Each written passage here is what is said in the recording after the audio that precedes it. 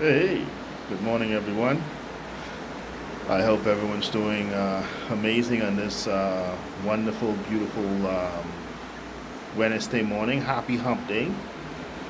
I decided to do this follow-up video to the last video that Mandy and I did regarding our personal feelings and what's going on in the country regarding the COVID-19 coronavirus pandemic and how we felt about, the whole concept of it, the masses and social engineer, social distancing engineering, whatever you want to call it these days.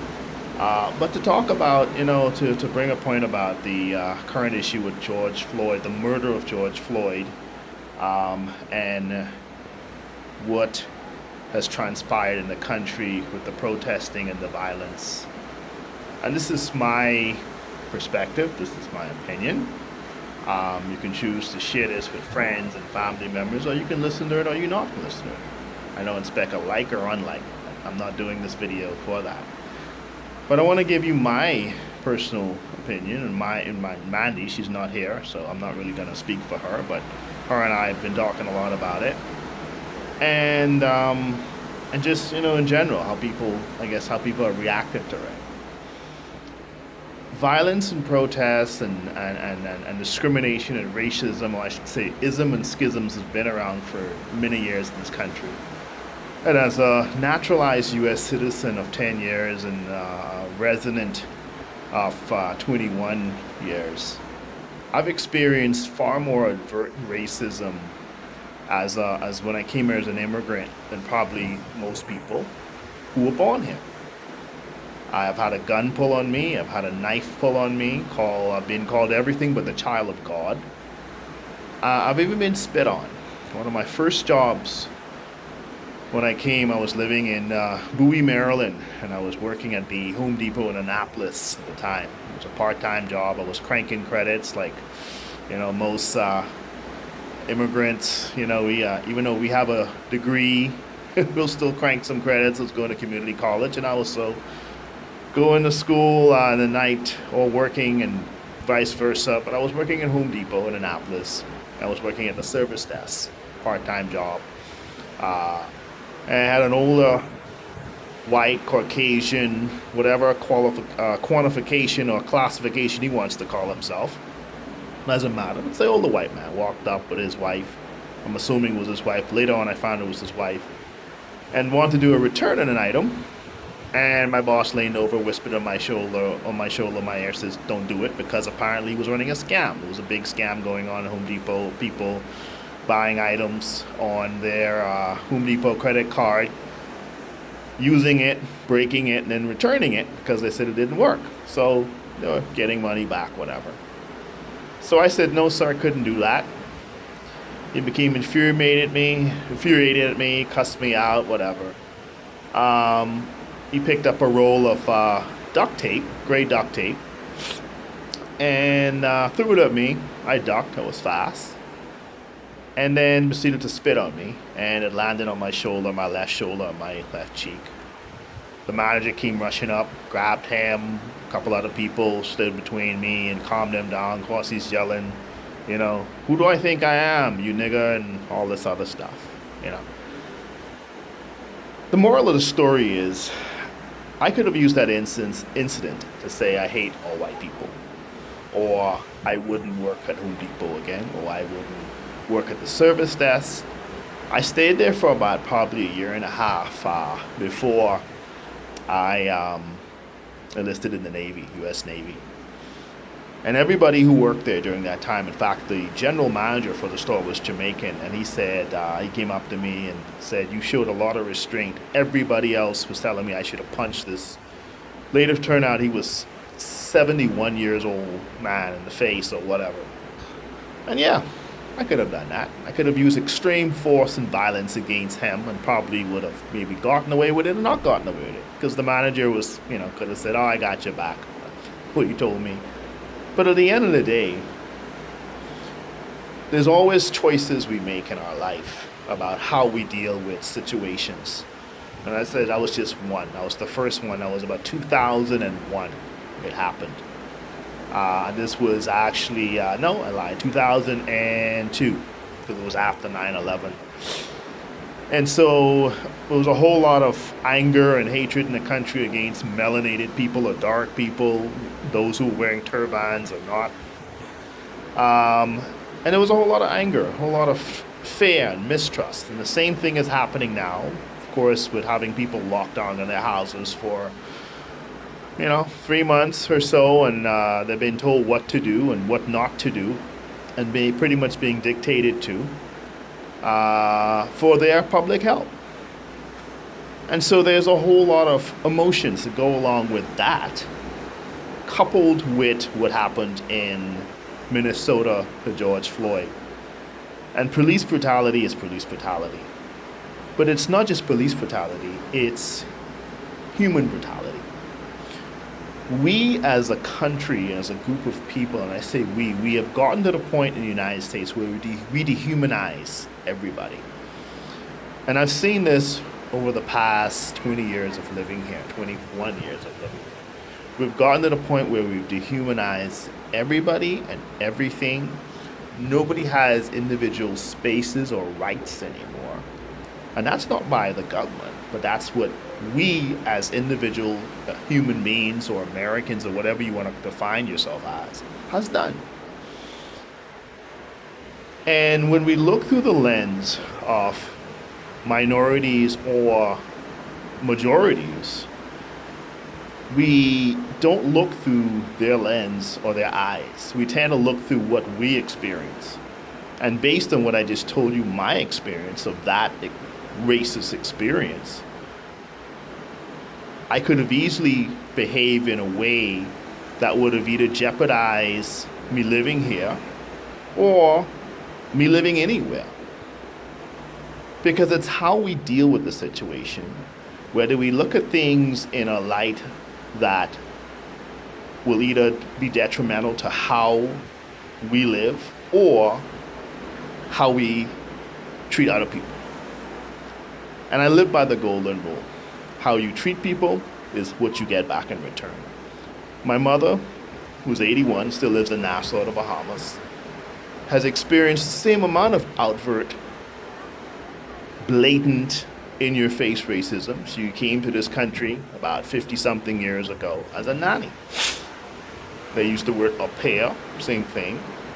But she had the experience of being able to work for two wealthy Jewish families. They sent her to an all-girls school in New York and junior college.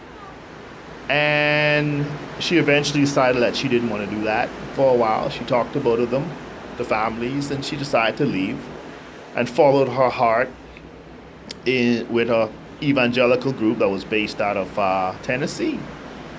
My mom was a devout Roman Catholic, so if you understand how that went. But my mom had a green book. She was issued a green book. Most people know what that is because of the movie. Most people probably don't know a relative who's probably never owned one. Some of you probably may do. Well, she had a green book.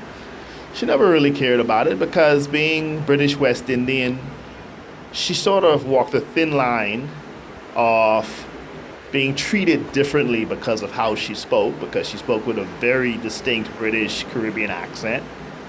And she was fair in complexion and had long, straight black hair. So because of all those quantifiers, she was treated a little differently, but she still experienced blatant racism in her 3.5 years of living here in the U.S. But she talks about it in a very sort of lighthearted manner. It's that it is what it is. She experienced things because she wanted to, and she didn't stay in a box. She think outside of the box and experience life to the fullest, and she still has fond memories of living here in the United States, especially up in the New England area and traveling throughout the South and living down there. One of her experience was the colored and white bathroom.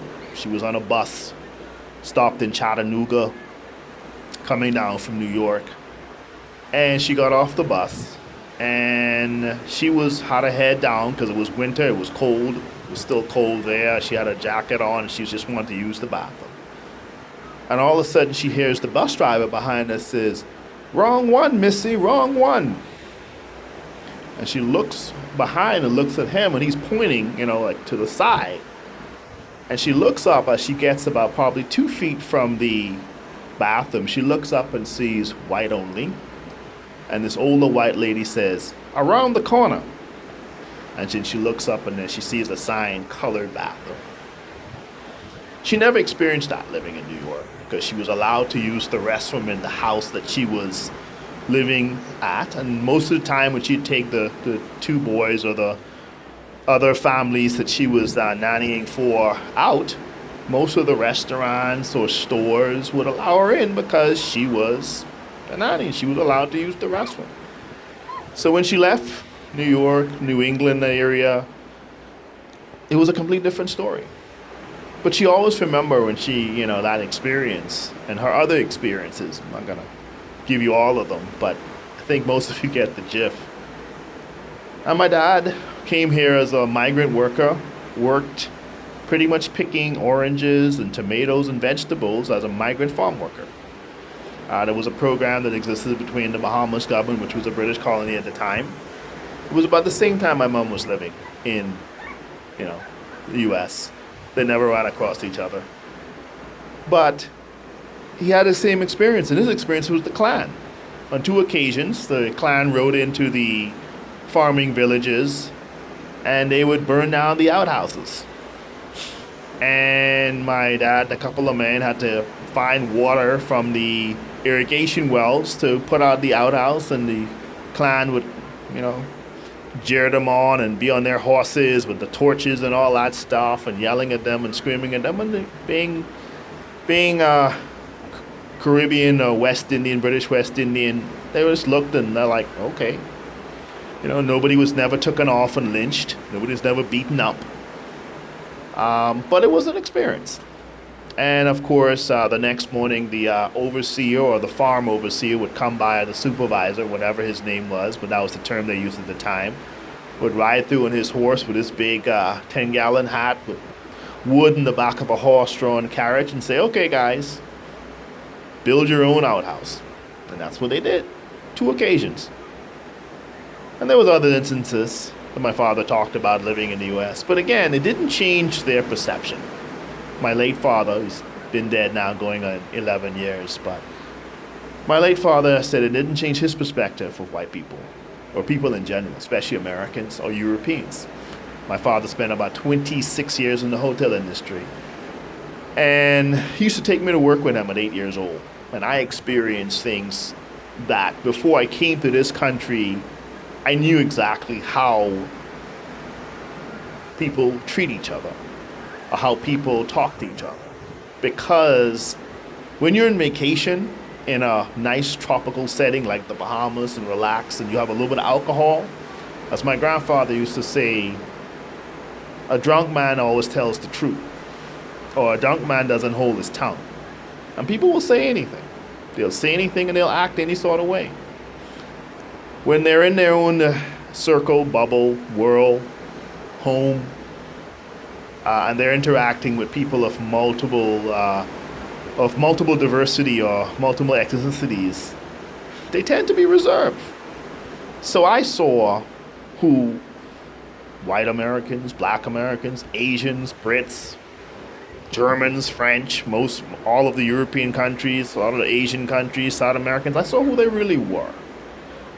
But I still treated them as human beings. And I think what I'm saying here, and what me and Mandy are getting across, is that we still at the end of the day have to look through our human eyes and treat people as humans, as fellow humans, regardless of being a police officer, a National Guardsman, a soldier, a sailor, or whoever is standing in the front of you, if you're out protesting, or even to the point of those who are elected or not elected in power. They're still human beings. And sometimes I see people make comments on Facebook and other social media and say, oh, they wish Trump was dead, and they said the same thing about Obama. I don't wish death upon people. I've seen that, lots of it. The brutality of it and the issues with PTSD and TBI and all those things. At the end of the day, we need to stop dehumanizing each other and realize that we have to live in this country, on this planet, as one. Because we still have a generation behind us. That's my children, our children, Sage and Tobias, who has to take up the reins of going on and living in this country, society, world. And the examples that we set today and how we treat each other in a humanizing way and in a non-humanizing way is how they're going to carry on. Because behavior, personality is taught. It's what children see, young adults see, older adults see. We're all learning. We're still sponges, regardless of us thinking that we're set in our ways. We still can change our personality and how we treat each other, our behavior. I like to use the word behavioral modification. Nice little psychology word, but it's correct. And it works. We need to wake up and realize that what is happening now in this country sets the tune for the next 10, 20, 30 to 50 and beyond years. We want to live in a country that, yes, it's been racism. There's been brutality. There's been death and destruction. But at the end of the day, we have to ask each and every one of us, what do we want out of it? What are we getting out of it? Is talking about it really going to change anything? Or is action or creating laws and imposing more laws really going to change the behavioral patterns of human beings? Has it in the past? I don't know. I really don't know. It has not changed. I've been on this planet long enough to see people change how they treat other people. But I've also seen from my travels, not just in the United States, but around the world, that people aren't going to really change sometimes who they are, their core belief system, until they're challenged, until they realize that it affects them in their neck of the woods, in their bubble, in their homes. So we have to ask that question and have to come up with our personal answers and change what's happening in our lives, in our little circle, our bubble, our homes, our minds of how we treat each other, and stop dehumanizing each other and stop wishing ill upon fellow humans who don't agree with you. And that's normal. That's a normal trait. But that normal trait, or we call it normal trait, is passed on to others who are younger than us, who assumes that it's a normal, and there's a normality to it when it's an abnormal behavior. And that is what we really need to promote. Is stop thinking that everything is going to go back to hunky-dory if we pass a lot of laws and we all shake hands and sing Kumbaya. We have to change ourselves and not think that not changing ourselves and changing the external is going to make it better. I hope that makes sense. I really do. I'm sure it does. I'm sure most of you are getting it. Some of you probably won't. That's okay. Because all of us don't like our core beliefs challenged. We like to hold on to them very strongly because it is what we think makes us who we are. And it's not. At the end of the day, we still have to live on this one planet and have to realize that we all have a future. Whether you're old, you're young, there is a generation behind us that who we want to pass this on to. And if we're not passing on anything, and we can care less, and it's no point in living. No point at all. So I hope this message resonates with what's going on. I hope that some of you realize that what is happening in the communities around that have been affected by the protesting and the rioting and the violence is not going to stop, because there is people who want to keep that going, to keep people angry and distracted, and to also divide us. And as somebody who has seen a lot of things in this country, who has traveled the length and breadth, and who has had interactions with numerous ethnicities and numerous people in walks of life, we have to realize that we all are humans, and when we treat each other like how we want to be treated, it works. It really does. Thank you, and you all enjoy your day.